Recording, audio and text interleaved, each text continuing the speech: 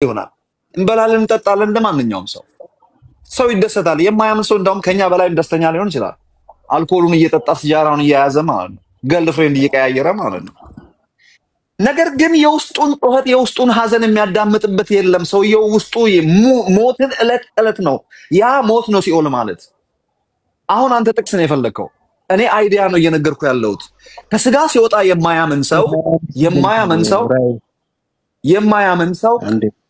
አይ በሉ እንግዲህ ወዳጄ በሉ እና ልልቀቅላችሁ ሶፊ እንኳን ደስ ያለ በአንተ ቤት ውስጥ ብዙ ሰው ወደ ጌታ መጥቷል እንኳን ደስ ያለ ተባረክ ፓስተር አሳስቶንም አንዳይ አስተህንም አንዳትሄድ በአራም ምናምን ሰው ነው ያለው ሰላም ልበላችሁ ሰላም አላማዬ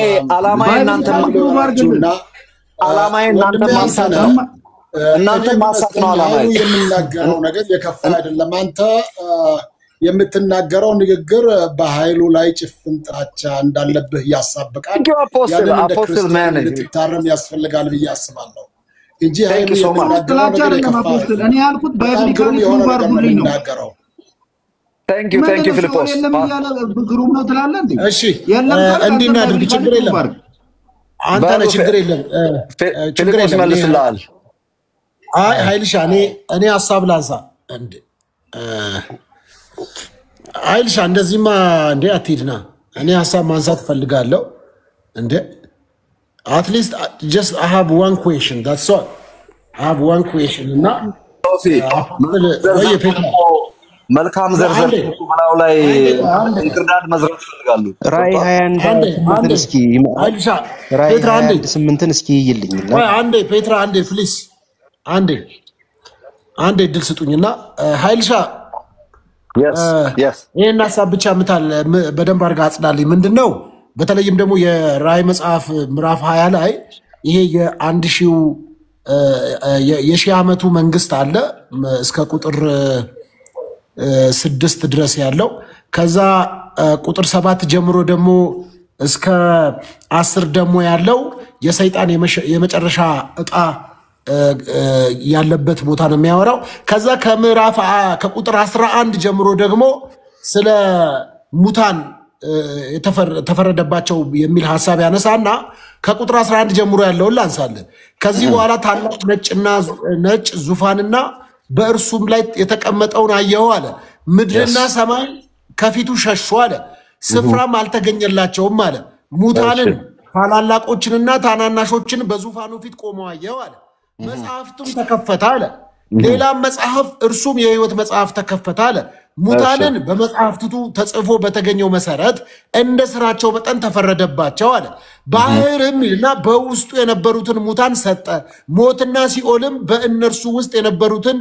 ሙታንን ሰጡ እያንዳንዱም እንደ ስራው መጠን ተፈረደበት ከዚያ በኋላ ሞትና ሲኦል ወደ እሳት ባህር ተጣሉ የእሳት ባህር ሁለተኛ ሞት ነው ስሙም በሕይወት መጽሐፍ ተጽፎ ያልተገኘው ሁሉ ወደ እሳት ባህር ተጣለ ይላል ይሄ ነገር ስታሪያ እንዴት ነው ከየት መጥቶ ነው ወደ እሳት ባህር እንደተጣሉ በሕይወት መዝገብ ላይ ያልተገኙ ሰዎች እንደተጣሉ ይናገራልና አንተ ካልከው ጋር ከቀድሙ ጋር እስቲ ያያይዘው ኦኬ ቴንክ ዩ በጣም አመሰግናለሁ ሶፊዬ እኔም ተጨማሪ ጥቅስ ልስጥ ለምሳሌ ሉቃስ ወንጌል ምዕራፍ 16 አስተዋውስ እንደሆነ ቃል በቃል ሀብታሙ ሰውዬ የተናገረውን ታስታውሳለህ ያንተን ሐሳብ የሚደግፍ ነው በዚህ ሲኦል ነበልባል እየተሰቃየው ነውና እባክን አብርሃም አባቱ ያላዛር ላክልኝና ጣቱን ውሃ ነክሮ ምላሴን እንዲያበርድልኝ ብሎ ጠይቋል ወዳለውበት ወደዚህ ስቃይ እንዳይመጡ ወደ አባቴ ቤትም ደግሞ 5 ወንድሞች አሉኝ ላክልኝ ብሏል እንግዲህ ይሄም የሲኦል ነበልባል ነው የምናየው ዛጋ የሲኦል ነበልባል በዚህ ሲኦል ነበልባል እየተሰቃየው ነው አንተ ደግሞ ያነበብካቸው ቦታዎች ሌሎች ቦታዎችም አሉ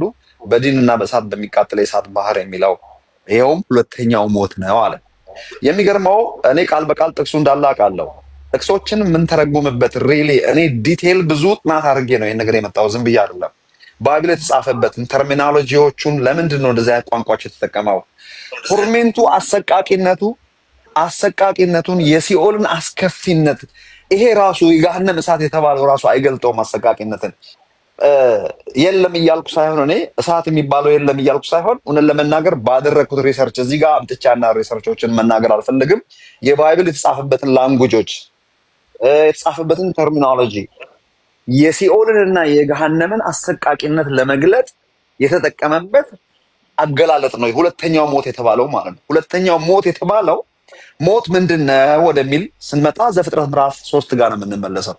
ምዕራፍ 2 ላይ ከዚህ በበላ ቀን ሞትን ትሞታለህ አለው። እነዛ ከሆነ መሞት ማለት ፊዚካሊ ሳይሆን ከእግዚአብሔር ህልውና መለየት ነው ልትል ነው? ኤግዛክትሊ ሶፊዬ፣ የዛ ደብዝ ከእግዚአብሔር የመለየት ውጤት ነው ገሃነም የተባለውም ሲኦል የተባለውም እውነት ለመናገር። ያ ነገር ግን አሰቃቂነቱ ምን ያህል ነው ከተባለ እሳት እንኳን አይገልጠውም።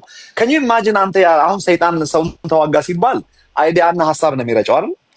ሰው ከስጋ ሲለይ የማያምን ሰው ያለ ከልካይ ጣልቃ የሚገባ መልአክ በማይመጣበት ዓለም ውስጥ ጣልቃ ገብቶ አይዞ የሚል ግለሰብ በሌለበት ዘላለማዊ ብቸኝነት በድቅድቅ ጨለማ ፌስ ቱ ፌስ with the devil። እኛ ክርስቲያኖች ለምሳሌ እኛ ራሳችን ከስጋ ስንወጣ ዛሬ እንደማንኛውም ሰው ነው እየኖርን ያለ ነው። ከማንንም በላይ ደስተኛ አይደለንም። ከማንንም በላይ አይደለንም። እንደማንኛውም ሰው እናዝናለን፣ እንደሰታለን። ከስጋ በምንወጣበት ስንሞት ማለት ነው በስጋ ልክ ከስጋ ስንወጣ ኢሚዲየትሊ ራሳችንን የምናገኝበት ዓለም ፉሊ ጥያቄ የሚባል ነገር የሚጠፋበት that's what we call eternal life። የዘላለም ህይወት ምንድነው? አሁን ብዙ ጊዜ አሁን እዚህ የሚከራከረኝን ወንድም ጠርተህ ብትጠይቀው የዘላለም ህይወት ምንድነው ብትለው እርግጠኛ ነኝ ሰማይ ቤት ሄዶ ትናንሽ ክንፍ ተገጥሞለት ነው ደመና ውስጥ ለመዋኘት እንደዛ እንደሚያስብ አልጠራጠርም። ወይንም ደግሞ እግዚአብሔር ፊት ቀርበን እንደ ዝናብ መጥረጊያ ጎንበስ ቀና እያልን እንሰግዳለን እያሉ እግዚአብሔር ሰማይ ቤት ሄጄ መጣሁ የሚሉ ሰዎች እንደሚነግሩ እንደዛ እንደሚያስብ አልጠራጠርም። የዘላለም ህይወት ምንድነው? የእግዚአብሔር መንግስት ምንድነው ሲባል ሮሜ ምዕራፍ 14 ቁጥር 17 ማለት ነው። የእግዚአብሔር መንግስት ጽድቅ፣ ሰላምና በመንፈስ ቅዱስም የሆነ ደስታ። ይሄ ከገባን ሲኦል ይገባናል። የእግዚአብሔር መንግስት ምንድነው ሲባል እቺው ነች በቃ። አይኔ ያላየው ጆሮ ያልሰማው የሰው ልብ አስቦት የማያውቀው ለሚወዱት አዘጋጅቶላቸዋል የተባለውን ቃል ያስቡና ሰዎች እሱን አንብቦ ዋው ጌታ ሚሊዮን ሰማይ ቤት ወርቅ ላይ ነው የሚሄደው። ወርቅ ላይ እኔ በምድርም ወርቅ ላይ ሄድ ብትለኝ አንዴ ወደዛ አንዴ ወደዚህ ከመጣው ሰለቸኝ ማለት ነው። በቃ አልፈልግ ወርቅ አልወድም ሲጀመር who cares በሚገባን ቋንቋ የተነገረ ላንጉጅ ነው። ከወርቅም የማይገልጠው የከበረ ነገር የሚጠብቀን ነገር በሚገባን በዳይመንድና በወርቅ በሂውመን ተርም ነው የተነገረን። ከዚህ በላይ ነው ግን ሰው ልነግር የፈለኩት እዚህ ጋር የዘላለም ህይወት ማለት ጽድቅ፣ ሰላምና በመንፈስ ቅዱስም የሆነ ደስታ የሚለውን አንላስ ታስቀምጠው ሳትስፋክሽን ማለት ነው። እንደዚህ ወደ ማለት ነገር ሰዎች እንዳይወስዱት ነው። አሁን አንተ በምትለው አይነት ኮንቴክስት ምናልባት ሰዎች በዚህ መልኩ እንዳይረዱ ግልጽ ብታረገው ምድር ናት ገነትም ሲኦልም ምድር ላይ ነው ያለችው which means የዮሐንስ ወንጌል ምዕራፍ 3 ቁጥር 16 አካባቢ ነው የሚናገረው። እንደ ቆይል ቃሉን ባነበው ደስ ይለኛል።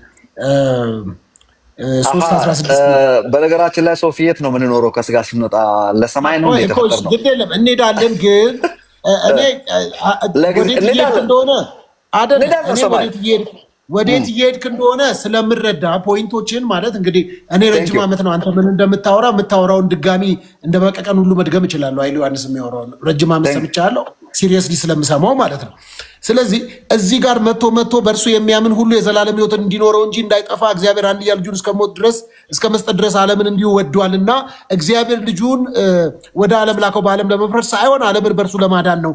በእርሱ የሚያምን ሁሉ አይፈረድበትም። በእርሱ የማያምን ግን በአንዱ በእግዚአብሔር ልጅ ስላላመነ አሁን ተፈርዶበታል። which means ገና ሳይሞት በህይወት እያለ ሰሚት እየኖረ ወይም ቡልቡላ እየኖረ ተፈርዶበታል። በፍርድ ውስጥ ነው እየኖረው ወደሚል እሳቤ ውስጥ እየወሰድከን ስለሆነ ማለት ነው። አድፈንተኝ ጥሩ ጎበዝ፣ በጣም እኮ አድናቂ ነኝ።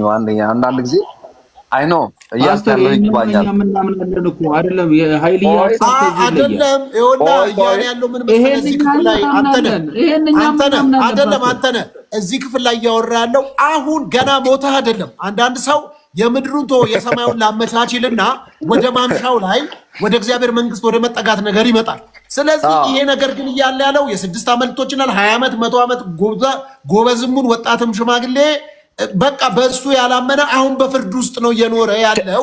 Thank you Sophie የሚል ሳቤ ነው አይሉ ዮሐንስ እየተናገረ ያለውና እቺን ቦታ እንዲያብራራ ስለፈለኩ ነው። አንተ ከዛ ያልገባን ነገር መጣ ይችላል።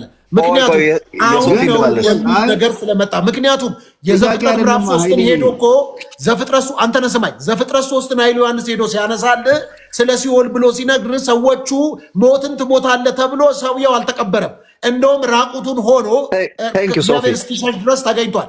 ሰውየው አልሞተም። እውነት ከሆነ መች ሞተ? መች ተቀበሩ? መች ጠፋ? እሱ ከሞተማ የሰው ዘር አልቀጠለም፣ በቃ አለቀ ነበረ።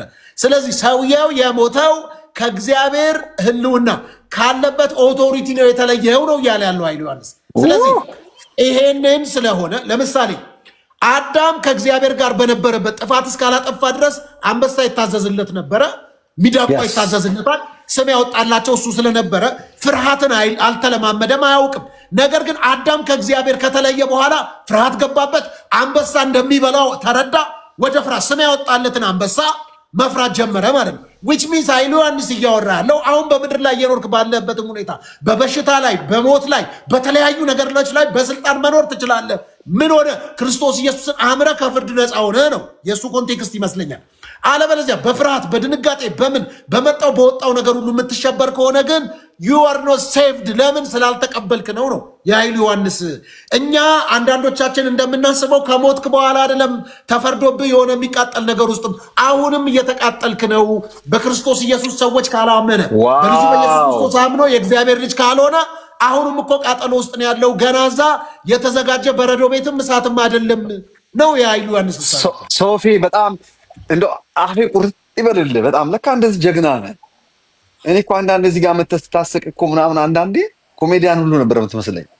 ለካ እንደው አረ ሶፊማ ብዙዎቻችንን ሰርቶ ኃይልዬ ግን አንተ እንደዚህ አይደለም ያልከው። እሱ ያለው እኮ አሁን ኢየሱስን ያላመነ ተፈርዶበታል ማለት ኖርማል ነው።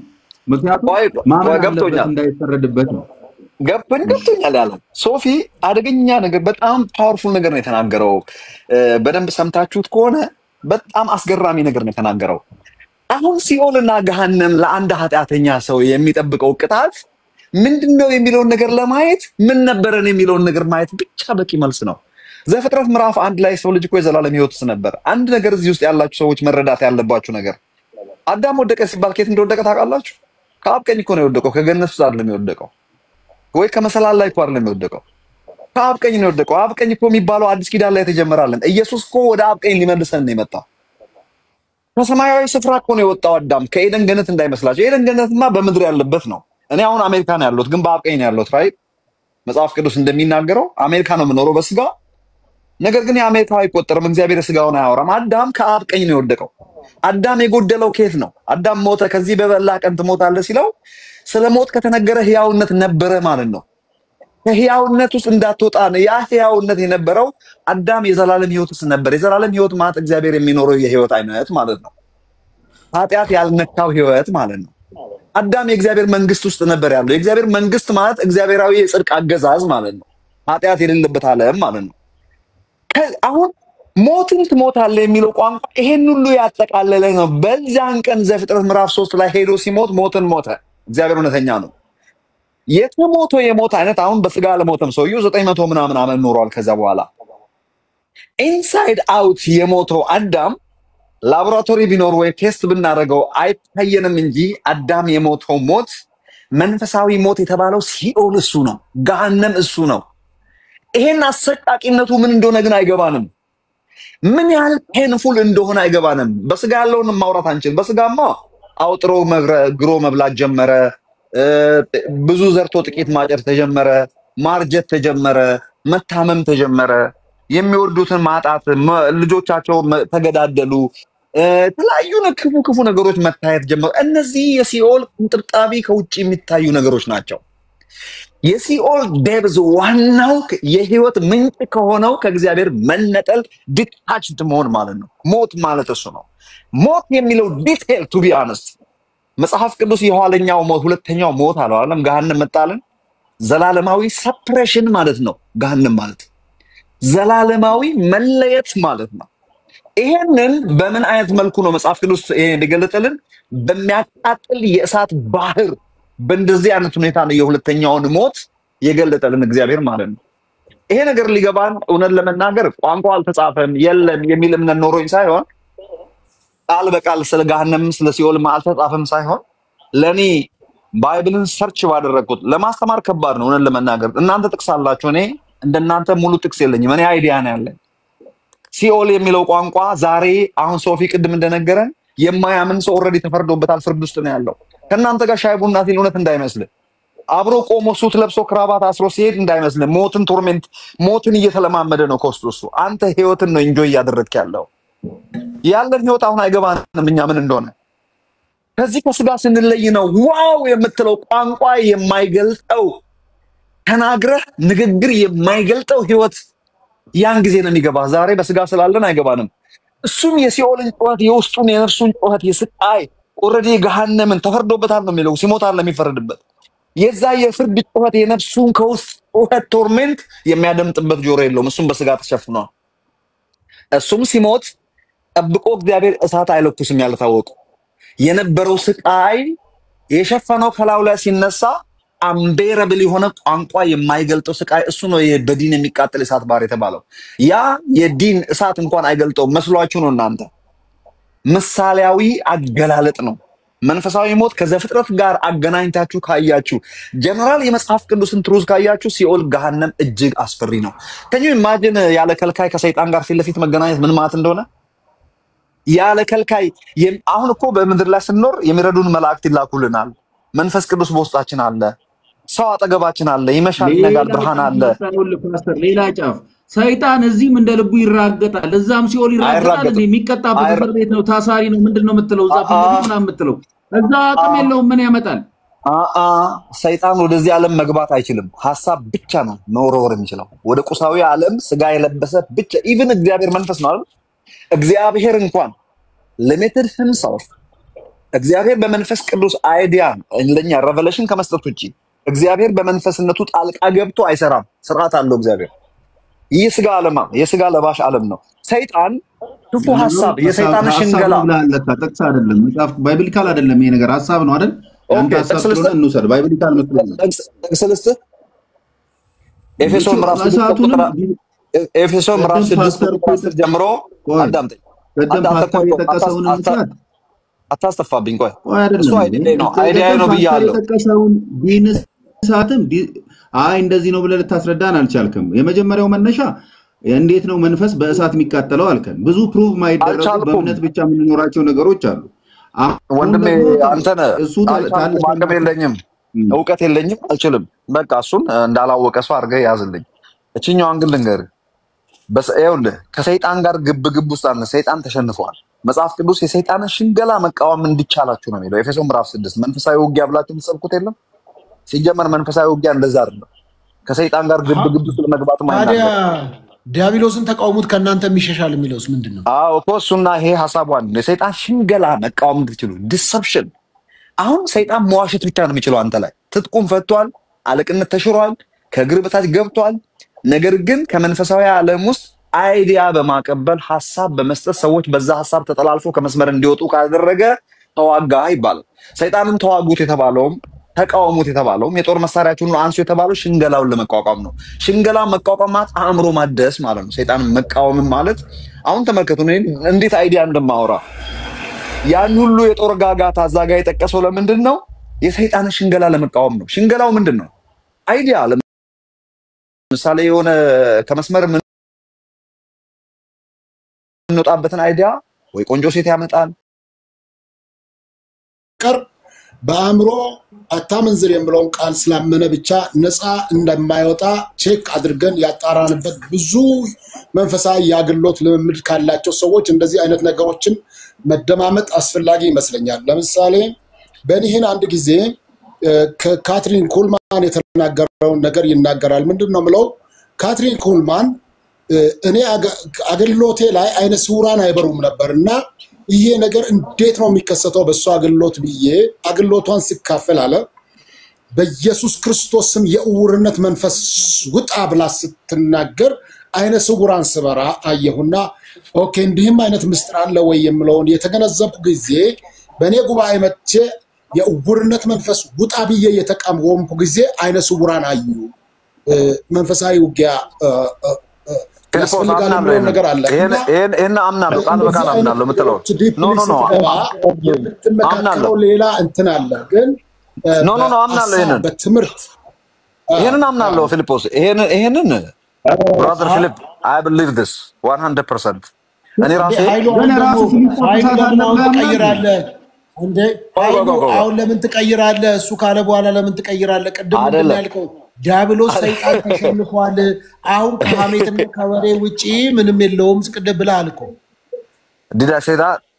ኦፍ ኮርስ ምናልባት እሱ ከምለው አንግል ኖ ከእሱ ከምለው አንግል ሊሆን ይችላል እኔ ሰይጣንን በስልጣን ስለማስወጣት እያለ ሊሆን ይችላል አይደለ እኔ ከምለው አንግል ላይ ሆነ እንግዲህ ሰይጣን ነገር አብቁቷል ኖ ፊልጶስ ያለውን አምናለሁ ፊልጶስ ያለውን ኢየሱስ ክርስቶስን ደግሞታል ነው አይጠየቁት እኔ እሰማለሁ በደንብ አድርጌ ሰምቻለሁ የኃይሉ እው ነገርኩ ከገባ ጀምሮ ደግሞዋለሁ አልኩኩ ሰይጣን ኦሬዲ ተሸንፏል devil is defeated አልከና ተሸንፏል እንደሱ እሱን አንተ ሳታምንም ተሸንፏል አልከና ኖ ከተሸነፈ በኋላ አሁን አልተቃውሙ የሚለው ራሱ እንደውም እኔ ዲያብሎስን ተቃውሙት ከናንተ የሚሸሻል ይላል እኮ መጽሐፍ ብዬ ሁሉ ስል ኖ በዚህ መልኩ አይደለም ብለው ሁሉ እኮ ተንተናል ስለዚህ እሱ ተቃውሞ ከናንተ ይሸሻል አሁን ያልኩትን እሱን አልቀይርም እናንተ ትክክል አይደለም እኔ ትክክል ፊልጶስ ያለው ግን የድካም መንፈስ ያለባት ሴት ያለው ኢየሱስ ክርስቶስ ይላል ኖ የተለያየ ነገር ነው ሶፊ ዲያብሎስን ተቃውሞት ከናንተ ይሸሻል ማለት ሐሳቡን አለመሳትና ይኸውልህ በእግዚአብሔራዊ አይዲያ ውስጥ መሆን ማለት ነው ሰይጣንን መቃወም ማለት አእምሮ ማደስ ማለት ነው ቱ ቢያንስ ነገር ግን ፊልጶስ ያለው ቃል በቃል ያለው ኢየሱስ ክርስቶስን ደግሞታል ይሄን ሐሳብ ለምሳሌ የድካም መንፈስ ያለባት ሴት እኔ ኢትዮጵያ መጥቼ ነበር አግኝቼ እንደሆነ አላውቅም ከአንድ ሁለት ወር በፊት በመጣው ግታት የሆነ ሰው ቤት መጣሁና ጸልይላት ነው ልጅ አሉኝ እየጸለይኩና ሰይጣን ከውስጧ ጮኸ እየጮኸ አልወጣልኝ አደከመኝ ከዛ እንዴ መልካም ነገር ነችና somehow I don't know why የመስተፋቅር መንፈስ የሚል እንደዛ ነገር መጣብኝ ወስጤ እኔ ራእይ አይቻላቅም ህልም አለም ያላቅም ግን መጣብኝ ወስጤ እሰሪ መስተፋቅር መንፈስ ቢየስ ተገሰስ ጀምር ሰይጣን የመጨረሻ ተወራጨ ወጣለው አለ ማን ቢየስ ጠይቆ ያው ለፈለፈኝ ነው የተወሱን አልበቃል መንፈስ ቅዱስ ዲቴክት አደረገ በውስጤ ነገረኝ ብሎ እንግዲህ ግልጽ ነው ምን ማለት እንደሆነ እኔ ነብይ አይደለሁም በዛ መሰረት ነው ገስጤ ያንን ስፔሲፊክ መንፈስ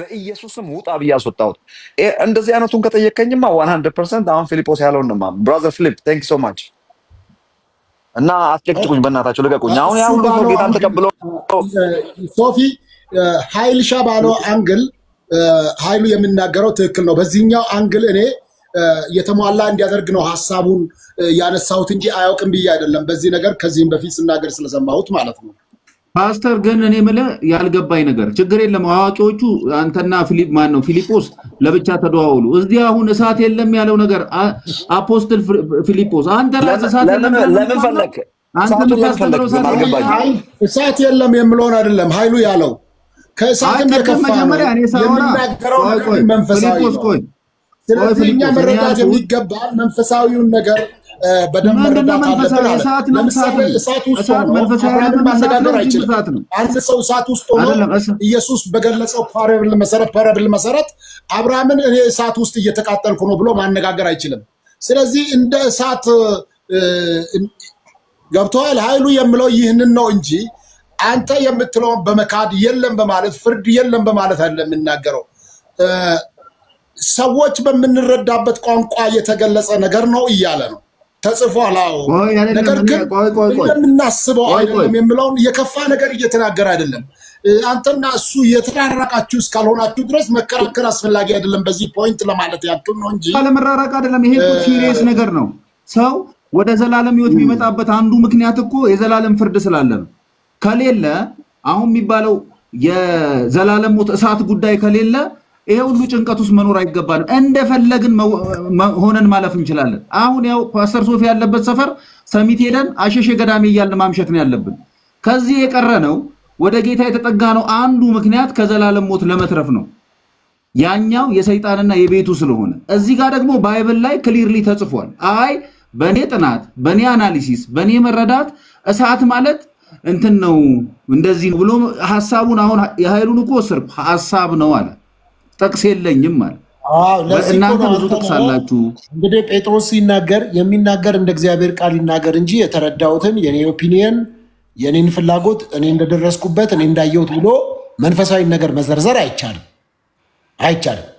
አፈር ብላለ ሱፊኝ ጌታ ይባርካው ይቅርታ አንዴ ፓስተር በመሃል አንዴ ይቅርታ እኔ ግን ስለ ሰይጣን እንደዚህ ሰው ሲከራከር በጣም ይገርመኛል ይሄ ራሴ ነው በጣም ገረም አይ አሁን እየተከራከሩ ያሉ ሰይጣን ምናም በዚህ ወጣ በዚህ ወረደ አይደል እሺ ቀጥል መብት ነው መተቸት ትችላለህ እሺ ቀጥል በዚህ ወጣ በዚህ ወረደ ሲሉ እኔ ይገርመኛል። እኔ ሰውን አላውቅም በራሴ ወረደም አላልንም እንዴ አጭሳ ነው እንዴ መጣው አንተ እኛ እንደሱ አላልንም። እኛ ያልነው የዘላለም እሳት አለ ምንድነው ያጨሰ ልጨርሳ አስጨርሰኝ። እኔ ሐሳቤ አሁን ፓስተር አንተ ፓስተር የምለውን TOR አርገጻፈው ፓስተር በል ችግር የለውም። እሺ ፓስተር እንደዛ አድርገው እና ጻፈው መጀመሪያ አስተካክል። ትክክለኛ አንተ እኔ የምልህ ነገር አለ እንዲህ አይነት የተሳሳተ አጻጻፍ አችልም ኤኮ አይሆንም። በቃ ፓስተር ግን ቀጥል። እሺ ሐሳብን እንስማው። ፊደሉን አስተካክል ለአንተ ይጠቅማል። ፓስተር ማለት ፓስተር ሶፊ ምንድነው ለምታስገባኝ ሰው ነኝ እኔ ሲያሜ ነው ራሴ ፓስተር ነኝ። ቆይ ገና ወደ ሌላ ስም አሻሽላለሁ ወደ ሌላ አሻሽላለሁ እና ማስተማር የሚገባቸውን ሰዎች ልብ ማለት አለባቸው። አዳምጠኛ ሰው መስላቸው ነው አንዳንድ ጊዜ አስተያየት ከመስጠታቸው በፊት ልብ ይበሉ ራሳቸው ጋር የሚነጋገር ዶክተር ኃይሉ ጋር ሲነጋገር ፓስተር የምለውን አስትልስ ካላስተካከልክ በጣም ሸም ነው። አስተካክላለሁ ተረጋጋ።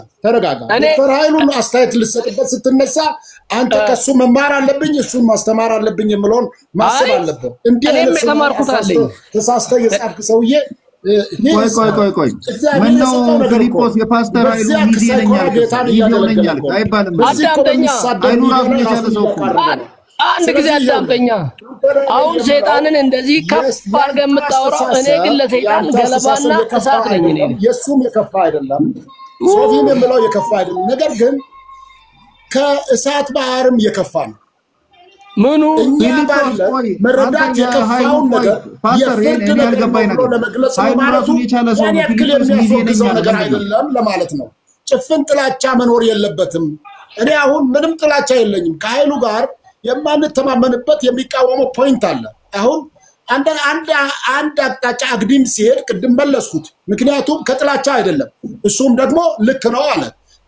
ሁሉንም በየአንግሉ ማየት ስላለብን ገብቷል። አንተ ግን ያንተ ንግግር የሚያሳብቀው በኃይሉ ላይ ጭፍን ጥላቻ እንዳለበት አይነት ኃይሉ ያለው ነገር የከፋ አይደለም። እሳት የለም ሳይሆን ከእሳትም የከፋ ነው።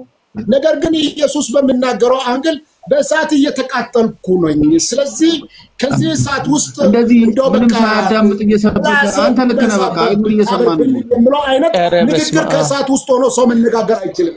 መንፈሳዊ ነገር ነው የሚናገረው ማለት ነው። ያን ያክል አያጣላም ለማለት ነው።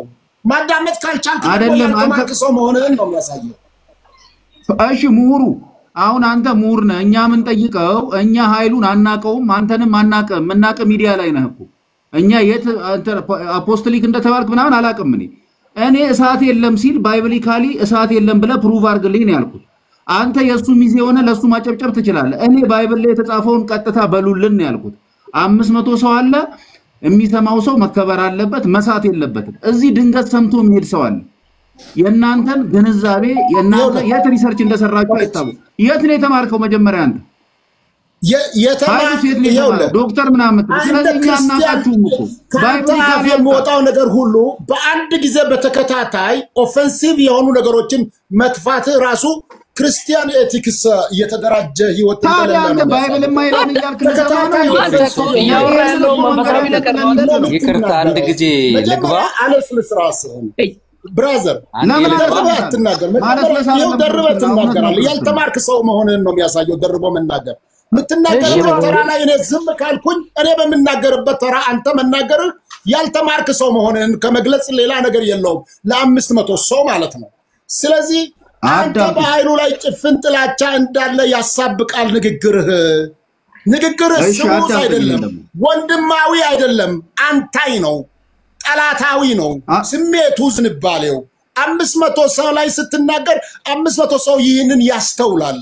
ስለዚህ ኃይሉ የሚናገረው ነገር ከሰዓት ባህርም የከፋ ነገር ነው ብሎ ነው የተናገረው። ደግሞ ሰዎች ወደ እግዚአብሔር እንዲመለሱ ወደ እግዚአብሔር መንግስት እንዲመለሱ የተናገራቸው ንግግሮች ብዙዎችን ቃል ካስገባ በኋላ በጣም ሻርፕ የሆነ ክርስቲያናዊ ጸሎት ከጸለየ በኋላ አንተ በሱ ላይ አታክ ለማድረግ መነሳት ሰዎች ጌታን ለምን ተቀበሉ አይነት ሐሰተኛ ነው ይመስለኛል።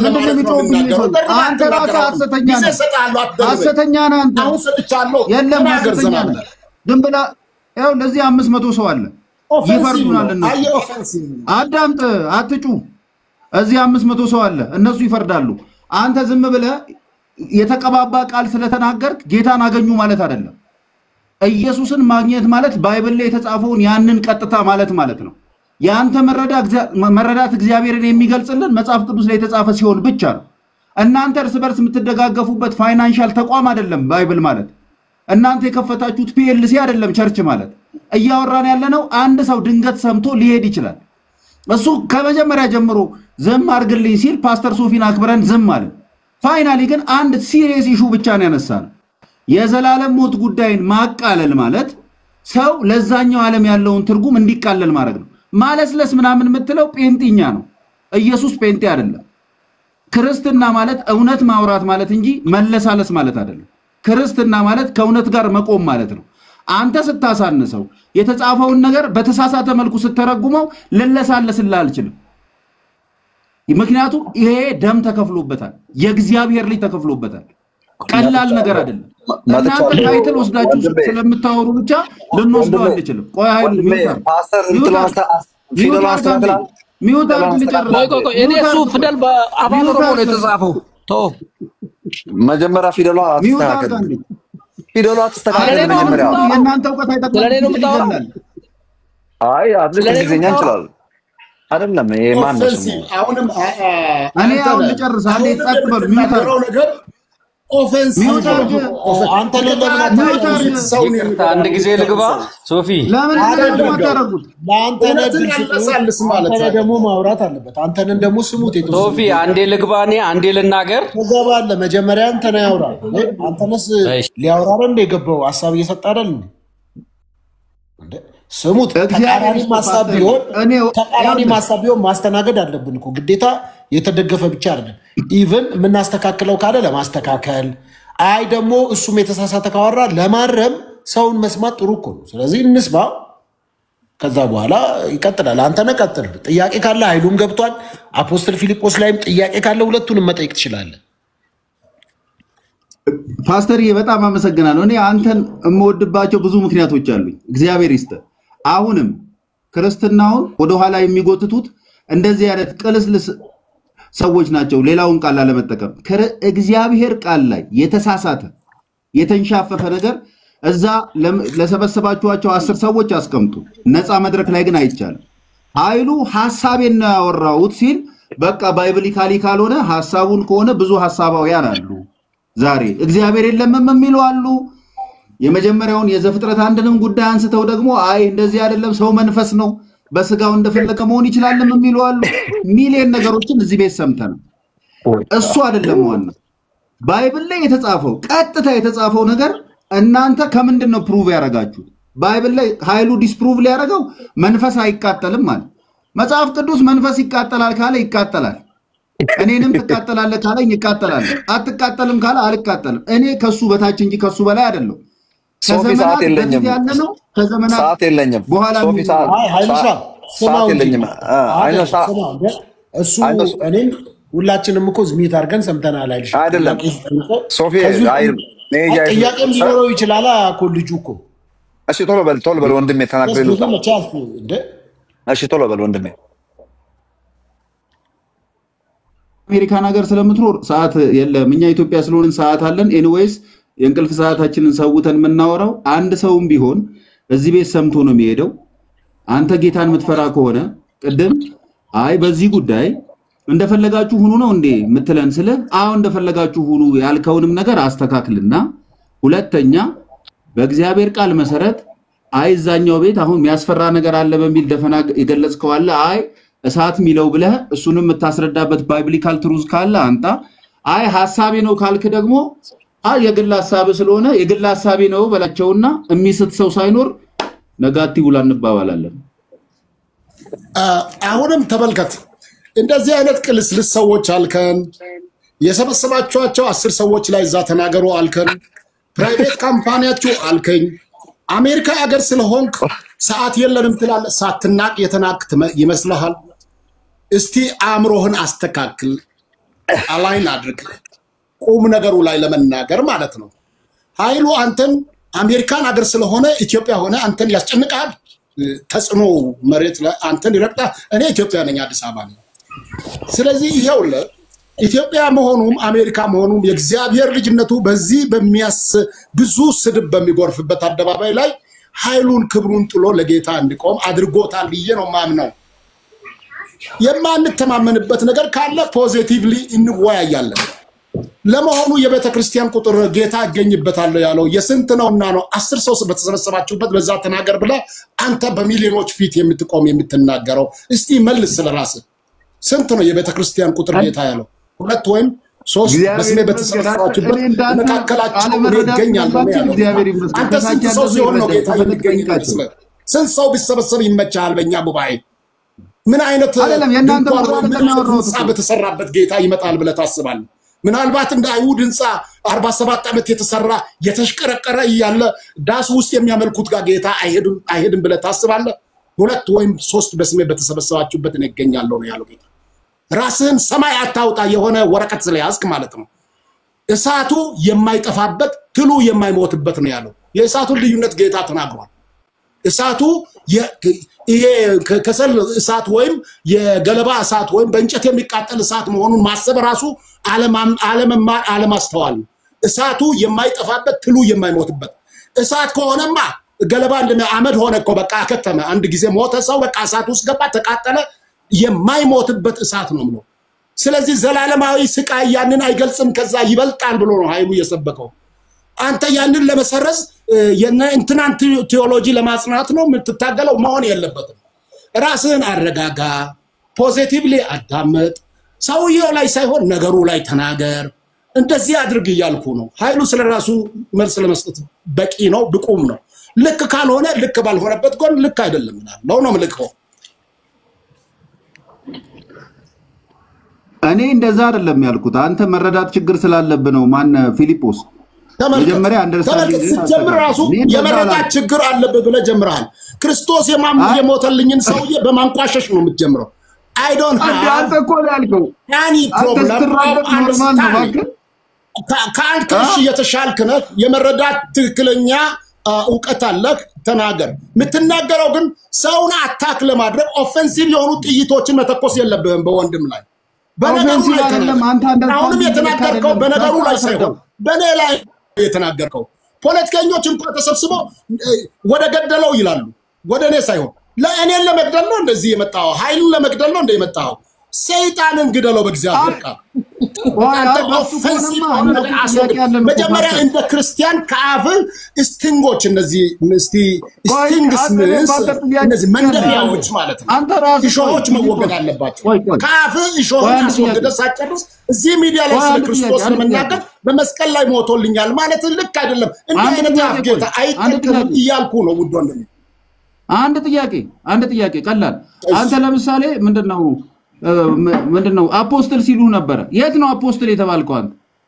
ማን ነው አፖስትል? የት መሆን ነበር? እኛ አናውቅም። የት መሆን ነበር እኮ እኛ አናውቅም። ለዚህ ነው አየህ አንተ ለምታስተምራቸው ሰዎች እኔ ለአንተ ለአንተ ሐዋርያ ነኝ ብዬ መጣሁብህ። አትወቀኝ ስትፈልግ። አንተ እንድታውቀኝ መቼ ለመንኩ? ገብቶሃል? አታክ ለማድረግ ነው ሐሳብህ እንጂ ሶፊ የሌሎች ትክክለኛ የሆነ ነገር ለመናገር እየመጣህ አይደለም። እኔን በኔ ላይ ጥይት ለመተኮስ በጣም ጠንካራ ጋሻ አለኝ። ሶሊዳሪቲ ካዩ አንደርስታንድ። በኔ ላይ ተኩሰ አይሳካልህም። ምክንያቱም እንዳንተ አይነት ሺህ ረግፏል ከኔ ፊት እየተኮሰ ይወድቃል። እየተኮሰ 47 ዓመት አገልግሎት በቆየሁበት ሁሉ እንዳንተ አይነት እንዲህ የእንትን ጥይቶችን ማለት እሾህ እንደዚህ መንደፊያ ይዞ ይተኩሳሉ መርዝ ላይ እየለኮሱ እና አሸንፊያቸዋለሁ። ዶንት ወሪ አባውት ማን እንድሾመኝ ያስፈልጋል ብለህ ታስባለህ? እስቲ ያንተ ሽማግሌ ጋር እኔ መጨበጣው ሾመኝ ገብቶሃል? ሐዋርያነት ምልክቱ ምንድነው? መጽሐፍ ቅዱስ የለም ብለህ ነው የምታምነው። ማመን መብትህ ነው።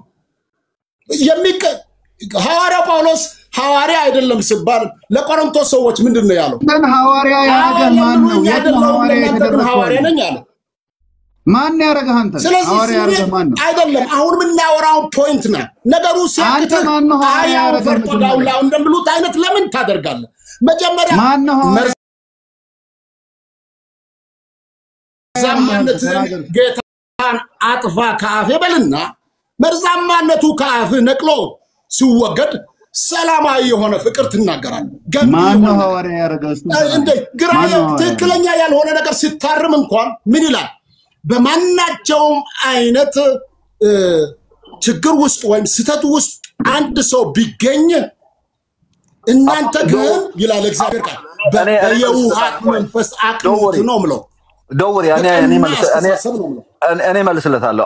ሐዋርያ ጳውሎስ ያ ቴንክ ዩ ሶ ማች ብራዘር ፍሊክ ማነው ፊሊፕ ምን አለ? ሐዋርያ ጳውሎስ አፖስቶሊክ ሚኒስትሪን የተቀበለው ከሰው ሳይሆን ከእግዚአብሔር እንደሆነ የተናገረው እና ታዲያ እዚህ ጋር የምናየው አፖስቶል ፊሊፕ ሄት ነው አፖስቶሊክ ሚኒስትሪ ማን የሰጠ ብለህ ብትጠይቀው እከሌ ሰጠኝ ካለማ ሮንግ ነው። እግዚአብሔር ነው ሰጪ። ማን ነው የሚሰጠው? እኔም አስተማሪ ነኝ ከአምስቱ ኦፊስ ውስጥ ማን እግዚአብሔር ሰጠኝ ይበላል። ቆይ አንተ ነህ። ቆይ በእናትህ ጣልቃ አትግባ። እኔው አሁን ለምሳሌ አንተ ለምንድን ነው የምታውቀው? ቆይ በእናትህ አንተ ሰውዬ አቦተራ በተራ እናውራ። ሃይማኖተኞች ጋር ማውራት ነው። አንተ እሱ የራሱን ይንገረን። አንተ ስለራስህ ራሱ ሙሉ ሰው ነው። እሺ ፕሊዝ እኔ እኮ ከሪሊጂየስ ሰዎች ጋር ማውራት የሚያስጠላኝ ለዚህ ነው። አዳምጥ። እኔ ሪሊጂየስ አይደለሁም ሲጀምር እንደውም አይደለሁም። yes you are ሃይማኖተኛ ነህ። የመጨረሻ የለየለት ሃይማኖተኛ ሰው ነህ። ለዛ ነው ተቃራኒ ሀሳብ የምትፈልገው አይደለም። እኔ ትክክለኛው መስመር ላይ ነው ቆሜ እየታገልኩ ያለው። ለምሳሌ ሚኒስትሪ ያለው አይሉ አንተ ሚኒስትሪ ስታወጣ እናንተ አፖስቶል ፊሊፕ ይሻለኛል። ለምን ነው የሚሻለኝ መሰለህ? at least his functioning the apostolic ministries ማን የሰጠህ አለ ከላይ ፓስተር ከላይ ሰጠኝ እንዴ ትፈልጋለህ እንዴ? አፖስቶሊክ ሚኒስትሪ ማን ነው የሚሰጠው? እኔ ማን ነው የሰጠኝ? አስተማሪ ተደጋገፉ እኮ ነው የምልህ። እየተደጋገፉ አንድ ጣቢያው ናችሁ እርስ በርስ አንዳችሁ አጨብጭቡ። ፓስተር ሶፊ እዚህ ውስጥ ፓስተር ሶፊ ተብሎ ማን ሶፊ ፓስተርነት ማን ነው የሰጠ? ዴቭ አንተ ወንድም ነው እንዴ? እንጠይቀው ይነግራል። ማን ነው የሰጠ? ዴቭ ቸርች ውስጥ አገለግል ፓስተር መልስ። ኦኬ ዴቭ ነው የሰጠ? እግዚአብሔር ነው የሰጠ ፓስተርነት ሶፊ። ያው እንግዲህ አባቶች ያው እጅ በመጫን ደግሞ ቤተክርስቲያን ያው ለተለያየ እሱን አልተጠየቅም። ጸጋው ለማን ነው የተባልከው? እኔ የጠየቁት እሱን ነው። ከመሬት ተነስቼ ዝም ብዬ አልወጣሁም። ቤተክርስቲያን አይደለም እግዚአብሔር ነው የሚሰጠው። ኦፍ ኮርስ ጥሪ ከእግዚአብሔር ነው። በጣም አሪፍ። በቃ ከዛ ማለፍ የለብንም።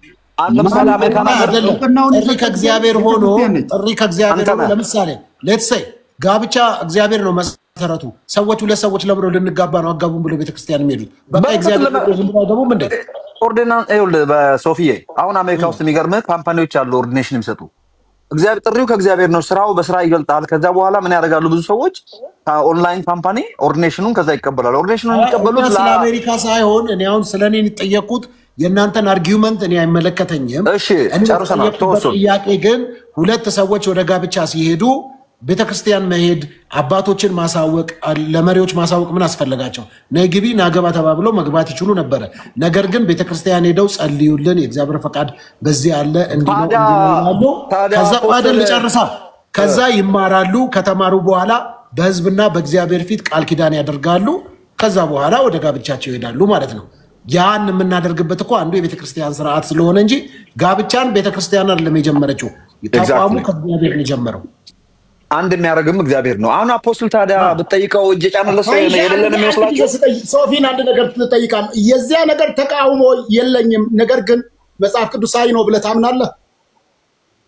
ምኑ አሁን አንተ የምትለው ነገር ሁሉ እኔ ተቃውሞ የለኝም። መጽሐፍ ቅዱሳዊ ነው ብለህ ታምናለህ እኮ እኔ እያልኩኝ ያለሁት መጽሐፍ ቅዱስ እሱማ ቤተክርስቲያን እጅ በመጫን እንዲሁም ስጦታዎችን እንደምትለው ባይብልንም አምጥተን አዲስ ኪዳን ላይ ማየት እንችላለን። እሱ ምንም ጥያቄ የሌለው እኔ ያወራለው ሹመት አይደለም። እኔ ቤተክርስቲያን ትቀበላለች አላልኩም። እኔ ቤተክርስቲያን አትሾምም ትቀበላለች አይደለም። ላለህበት ተቋም የመገዛት መርህ አለው እኮ ሰው ሲኖር እኮ በመርህ ነው። ለምሳሌ ቤተክርስቲያን አንተ ጋር እኮ ስመጣ ካንተ በታች በአንተ ስር ያሉ አንተ ጋር ጌታን የተቀበሉ ለአገልግሎት የተለዩ ጌታ እንዲህ አይነት ጥሪ ሰጥቶኛል አፖስትል በምን ትረዳኛለህ? ሜንቱር ብታረገኝ ምን ይመስልሃል? እኔ ጋር ያለው ጸጋ እንዲህ አይነት ነው ውስጤ ፊልም አደረገው ከእግዚአብሔር ሰጠኝ ስለ ያንን ነገር ለዚህ ነገር በዚህ መንገድ ሂድ በዚህ መንገድ አባቶችን ጠየቅ እኮ ታዲያ የሚለው ምኑን ነው ታዲያ?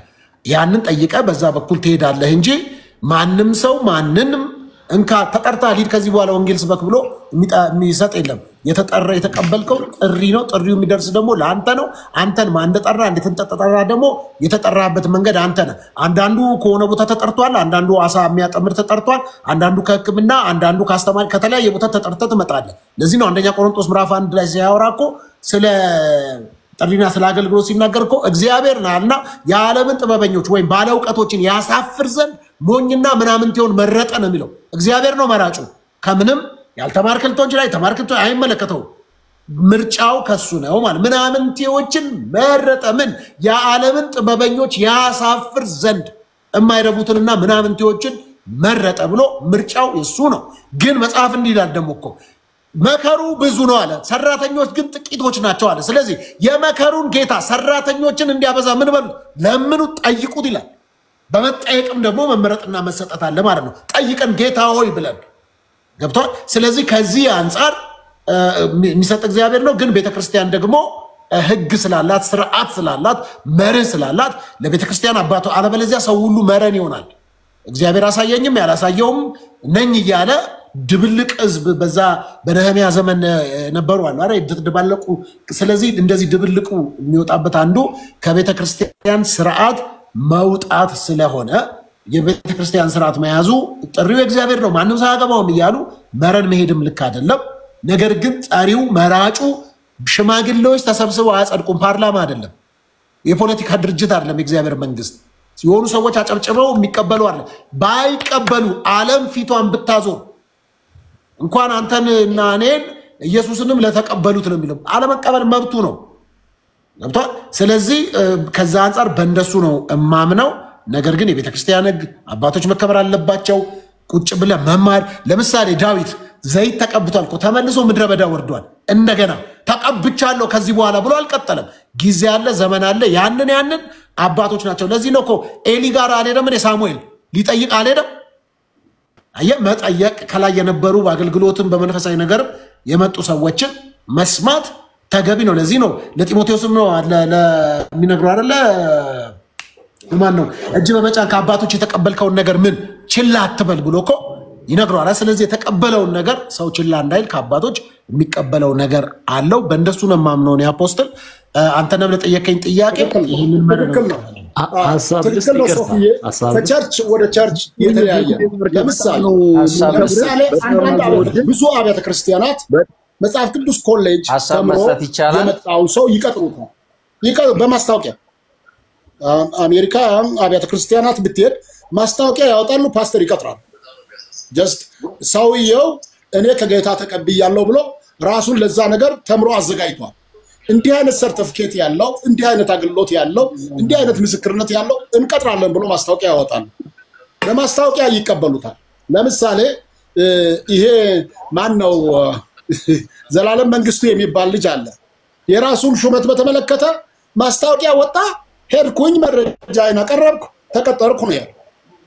ገብቷል። አሜሪካ ውስጥ ማለት ነው። ዘላለም መንግስቱን ብዙዎቹ ስለሚያውቁት ነው የጠቀስኩት እንጂ ስለሱ ምስክርነት መልካም ኢትዮጵያ እኮ አብዛኞቹ እኮ ሰግጠው እኮ ነው ፓስተር የሆኑ ፓስተር ኢትዮጵያ ውስጥ ፍምሳሉብን እኮ አሁን የሙሉ ወንጌልን ተከትለው ጅመጫና እንጂ በማስታወቂያ ሰዎች ይቀጠራሉ። የተማረ ሰው እኛም ሐሳብ እንስጥ አፖስትል ሌሎቻችንን ማሰሩ አንዳንድ ጊዜ ሌሎችም ያስተማሩ ሰዎች ናቸው ሰው ሲናገር የሚደርበው የሚናገሩት። በእውነት ራሳችሁን አክብሩ። ተራስ ሰጥ ነው የተማረ ሰው የሚናገረው። አለዚያ እሺ የተማርከው ዝም በል እስኪ ዝበልባኪ አንተ አልተማርክም ዱባ ራስ ምን ያወራል አንተ ወጣ አንተ ፓስተር ወጣ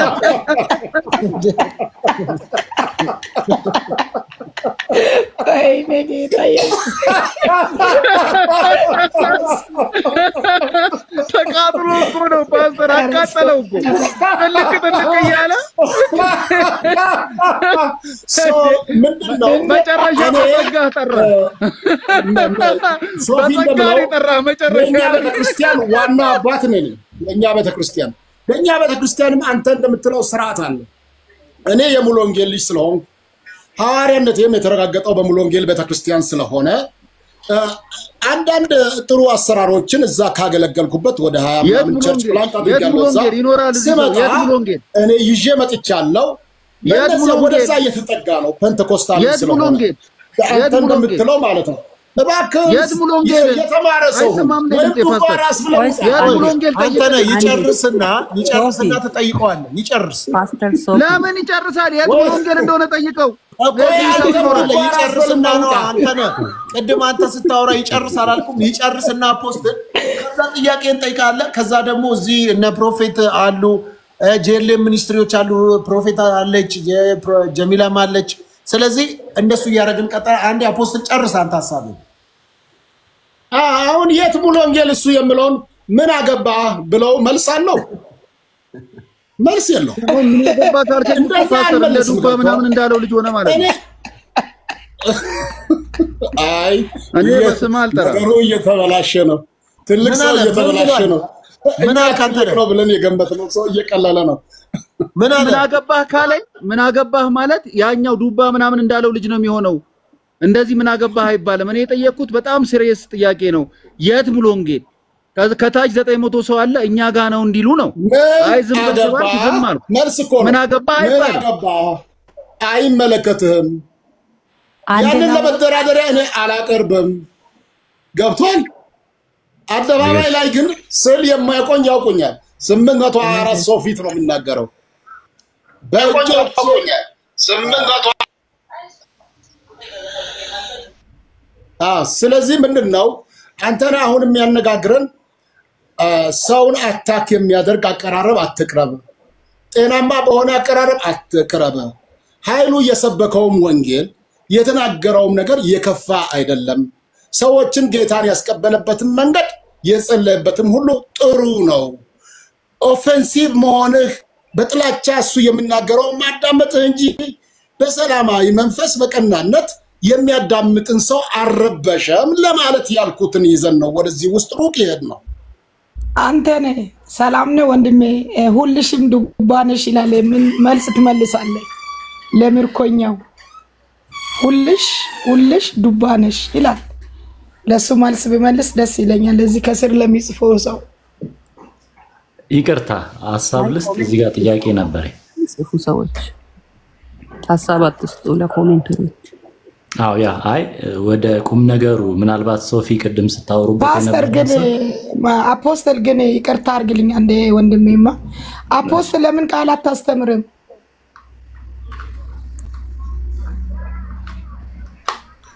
በኔ ቻናል ላይ ነይና የማስተምርበት ጊዜ አይደለም ያንተ ቻናል ሳይሆን የእግዚአብሔር ሰው እዚህ ጋር ቃል ብታውጭ ለኛም የእግዚአብሔር ቃል ብንሰማ መልካም ነው ለሚናገሩ ሰዎች ለመከራከር ቃል አታስተምርም ለማለት ሳይሆን ታስተምራለህ ግን የእግዚአብሔር የሰጠ ላንተ አውቶሪቲ ያው የእግዚአብሔርን ቃል እንድታስተምር ነው እሱን ቃል ብታውጭ እንደ እግዚአብሔር ሰው ይቅርታ ፕሮፌት ቅድም የተነሳው ሐሳብ ላይ ውይይት ላይ የእግዚአብሔር ሶፊ ውይይት ላይ እንደሆነ ንገራት ውይይት ላይ ነብይት ውይይት ላይ ናቸው እሺ በቃ ጨርሱ ውይይት ይዘን ነው ውይይት ትልቅ ርዕስ ሲኦል እየተወያየን ነው አሁን በኋላ ፍሬሽ ኦኬ ጥያቄ ልጠይቅ መሰለኛ እሺ ጠይቅ ቅድም የተነሳው ሐሳብ ላይ ምናልባት ፓስተር ሶፊ ጥሩ ሐሳብ አንስታል የቤተክርስቲያንን ኦቶሪቲ በጣም ማክበር እንዳለብን ተነስቷል እሱ ጋራ በጣም እኔም አምናለሁ አንድ ሰው እንደው ባይኖረው እንኳን ከበላዩ ኦቶሪቲ ማስቀመጥ አለበት ብዬ አምናለሁ አንዳንድ ጊዜ ግን ለምሳሌ ፓስተር ሶፊ እግዚአብሔር በመልካም መንገድ አስኪዶክ ላንተ ጥሩ አባት አግኝተክ እዚህ ድረስ ደርሰሃል ቅድም እንደነገርከን በቤተክርስቲያን ስርዓት ውስጥ እያንዳንዱ ልታገኝ የሚገባው መንፈሳዊ ከቨሬጅ ወይም ደግሞ ጥላ ማግኘት ችለሃል እና እንደዚህ ደግሞ መንፈሳዊ ጥላ ያላገኙ በተለይ ቤተክርስቲያን ውስጥ ጥሪ ኖሯቸው በጣም የሚገፉ ሰዎች እንዳሉ ደግሞ አይ ቲንክ የአደባባይ ሀቅ ነውና ይሄን ሁለቱን ነገር ባላንስ ማድረግ ስላልቻለን ይመስለኛል ጽንፎችን እየተመለከትን ያለ ነው እንደ ሀገር ማለት ነው በዚህ በኩልም አይመለከተውም ሚሉ በዛ በኩልም ደግሞ የሚቀበል ልብና ትከሻቸው ሰፊ የሆኑ የቸርች መሪዎች ያላገኘንበት አይነት ሁኔታ አለና ከነዚህ አንፃር እንዴት ባላንስ ማድረግ እንችላለን? ልክ እንዳንተ አይነት ጥላ አግኝተው በውስጣቸው ያለውን ጸጋ ያላሳደጉ ሰዎችን እንዴት አድርገን ነው ነርቸር ማድረግ ምንችለው? ወይም እንዴት ነው ወደ እግዚአብሔር ወዳሰበላቸው ጥሪ እንዲመጡ ማድረግ ምንችለው? የአንዳንዶች ምርጫ በራሳቸው መንገድ ሄደው ቤተክርስቲያንን ፕላንት ማድረግና ያው በቃ በትግልም ቢሆን እግዚአብሔር የሰጣቸውን ነገር ለማድረግ መሞከር ነው የአንዳንዶች ምርጫ። ሌሎች ደግሞ በቃ ወይ ጥሪያቸውን ትተው ወደ ስራና ወደ ተለያየ የራሳቸውን ፐርሰናል ወደ ሆነ ህይወት የመምጣት ነገር አለ። አሁን ስንነጋገር ሁለቱንም ጽንፍ ብናይና በዛ አንፃር መፍትሄ ማምጣት ብንችል የሚል ሐሳብ አለ። ስለዚህ ከዚህ አንፃር ምናልባት ሌሎቻችሁ ምን ትላላችሁ?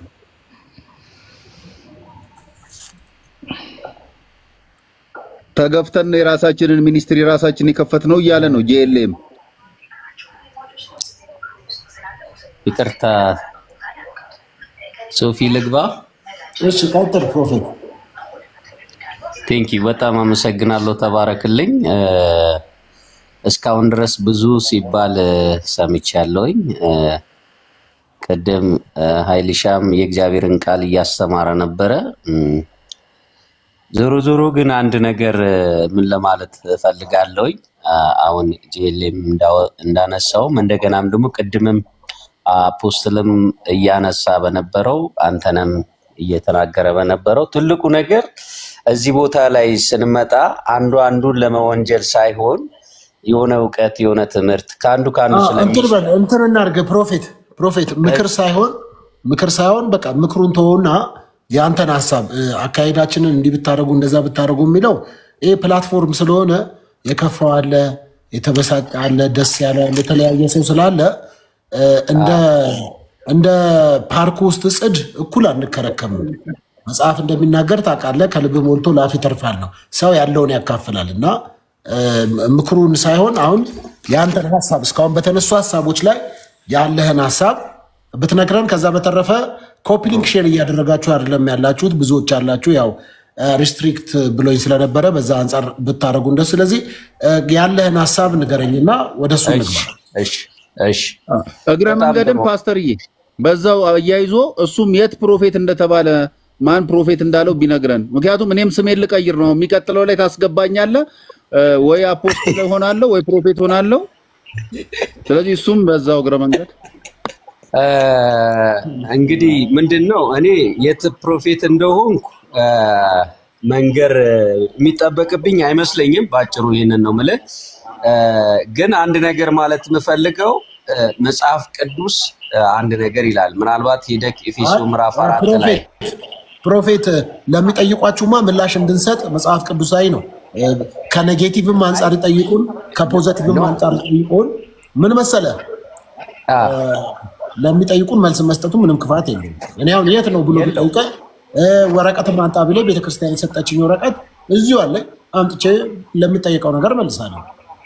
ሰውየው ጠማማ ነገር የሚጠይቅ ለክፉ የሚጠይቅ እኔ አይመለከተኝ። ለጠየቀው የጥያቄ ስህተት የለም ብዬ ነው የማምነው። እኔ ስህተት የመልስ ነው ብዬ ነው የማምነው። ስለዚህ ሰው የተሰማውን መጠየቅ ይችላል። ስንጠየቅ ኦፌንድ አንሆን፣ አንበሳጭ፣ አንናደድ። ስለዚህ ከዛ አንፃር ብትመልስ ችግር የለውም። ቀደም አንድ ነገር ሶፊ ምን ብሎሃል መሰለክ? ጄኤልኤም አንድ ነገር እያለ ራሴ ነኝ ማለት ይችላል አይደል ፓስተር? ራሴ ነኝ ራሴን ፕሮፌት ያልኩት ማለት ይችላል። አሁን እኔ አፖስትል ነኝ ከዛሬ በኋላ አፖስትል እያላችሁ ጥሩኝ ፕሊዝ። አንዳንዴ ምንድነው ይቅርታ አንዳንዴ ምንድነው መሰለ እኔ አሁን ፕሮፌት ነኝ። ይሄንን ከየት ተቀበልክ እንዴት ተቀበልክ? የመጀመሪያው ከእግዚአብሔር ነው። ሁለተኛ ደግሞ ምድር ላይ ካሉ ሰዎች ነው። ምንድነው ያንንም ደግሞ ምድር ላይ ያሉ ሰዎች እኔን ፕሮፌት አላደረጉኝም፣ እውቅና ነው የሰጡኝ። ባጭሩ ለምፈልገው ግን ምንድነው አንድ ነገር የትኛውም ጸጋ ከሰማይ ነው። እግዚአብሔር ለሰው ልጆች ቤተክርስቲያን ነች እውቅና የሰጠችው ወይስ ጓደኞች ናቸው? ማን ነው? ወንድሜ በእውነት ሶሪ ፕሮፌት አንድ ጊዜ አንተ ነህ ያልተማርክ ሰው መሆንህን ብቻ ነው የሚገልጸው። ለ710 ሰው ፊት እየተዋረድክ ነው። ሰውን እያቃርጡ መናገር ነው በጣም። እኔ እንደውም እኔ ስጠየቅ እንኳን ሶፊ ተናገር እስከምለኝ እየጠበቅኩ ነው። ሳውንድ ማይንድድ አይደለም። የጥላቻ በጣሳ እየጠጣ አይመስለኝም። እኔ በጥላቻ በርሜል ውስጥ ሆነ አንገትህን ብቅ እያደረግክ አንዳንድ ጥላቻ እየተፋ የምትወጣ ይመስለኛል። አረጋጋ። ቀስ ብለህ በጣሳ ትስጠናለህ። እኛ ቀስ ብለን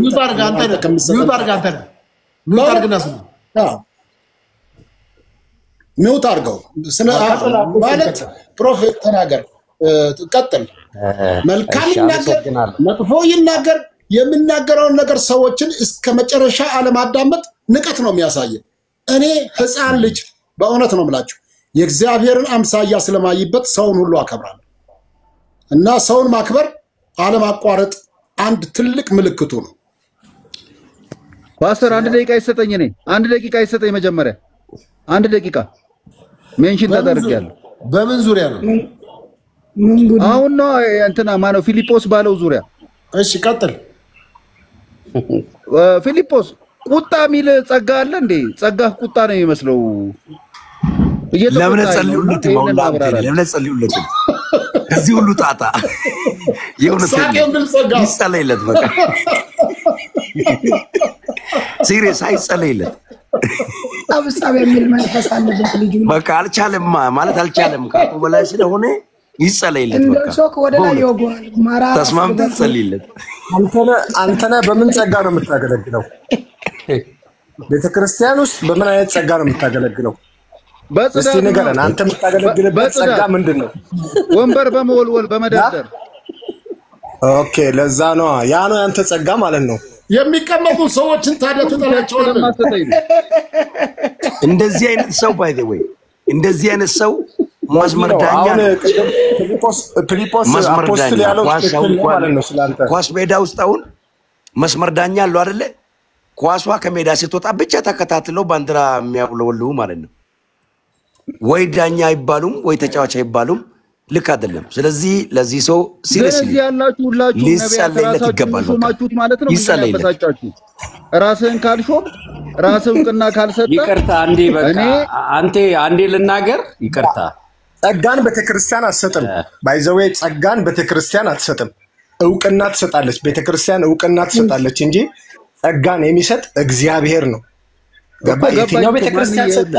ማን ቤተክርስቲያን? ቤተክርስቲያን ያንተን ጸጋ አይታ ጸጋህን የማሳደግ ወይም ጸጋህን እውቅና ነው የምትሰጥህ እንጂ ቤተክርስቲያን ጸጋ አትሰጥም።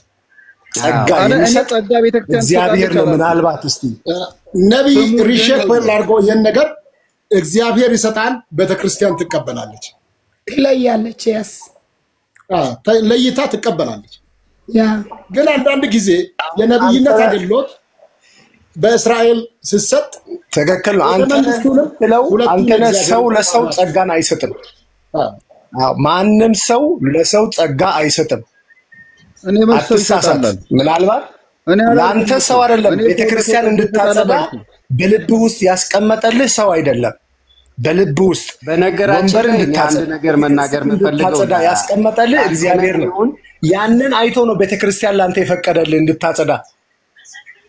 ገባ? ያንን አይታ ነው እንጂ ያ ነገር አንተ ላይ ባይኖር ቤተክርስቲያን እንድታደርግ አትፈቅድልህም። ማን ሰጥህ አትበል።